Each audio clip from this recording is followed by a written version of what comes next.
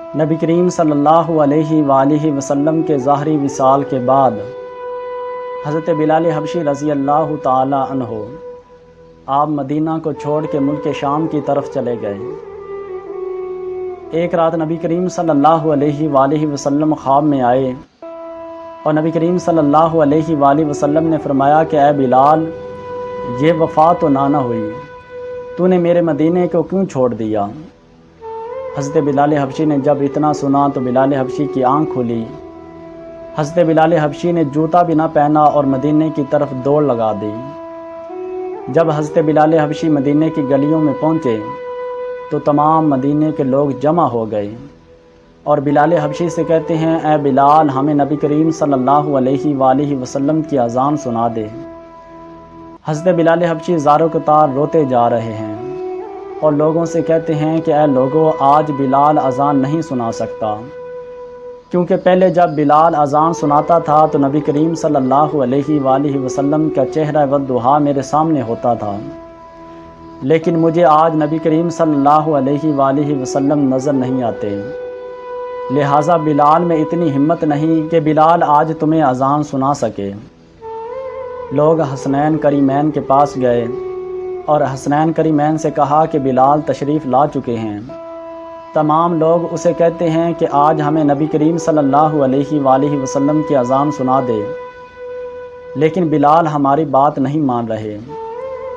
حسنین کریمین بلال حبشی کے پاس جاتے ہیں اور بلال سے کہتے ہیں، اے بلال، آج ہمیں ہمارے نانا کی اذان تو سنا، آج ہمیں وہ اذان سنا دے جو ہمارے نانا کے سامنے تو اذان سناتا تھا۔ حضرت بلال حبشی تمام لوگوں کو منع کر چکے تھے، لیکن بلال حبشی میں اتنی ہمت نہیں تھی کہ وہ حسنین کریمین کو منع کر پاتے۔ حضرت بلال حبشی ایک چبوترے پہ کھڑے ہو جاتے ہیں اور اذان کو شروع کرتے ہیں۔ جب بلال حبشی اشہد ان محمد پہ پہنچتے ہیں تو بلال حبشی بے ہوش ہو کے زمین پہ گر پڑتے ہیں۔ جب ہوش آتا ہے تو لوگ پوچھتے ہیں، اے بلال، بے ہوش کیوں ہو گئے؟ تو بلال حبشی نے کہا کہ میں نے تم سے کہا تھا کہ اب بلال وہ اذان نہیں سنا سکتا۔ حضرت بلال حبشی نے کہا کہ اے لوگوں، میں نے تم سے کہا تھا کہ بلال میں اب وہ ہمت نہیں کہ بلال اذان پڑھ سکے۔ جب میں اشہد ان محمد پہ پہنچا تو مجھے چہرہ والضحیٰ نظر نہ آیا، لہٰذا میں بے ہوش ہو گیا۔ حضرت بلال حبشی اس قدر نبی کریم صلی اللہ علیہ وآلہ وسلم سے پیار کرتے تھے۔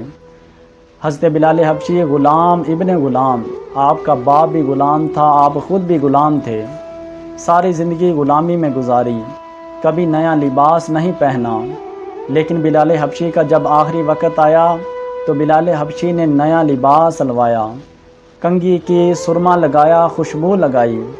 لوگوں نے کہا، اے بلال، ساری زندگی پھٹے پرانے کپڑے پہنے، آج جب آخری وقت آیا ہے تو نے نیا لباس بھی سلوا لیا، تو نے کنگھی بھی کر لی، سرما بھی لگا لیا، خوشبو بھی لگا لی۔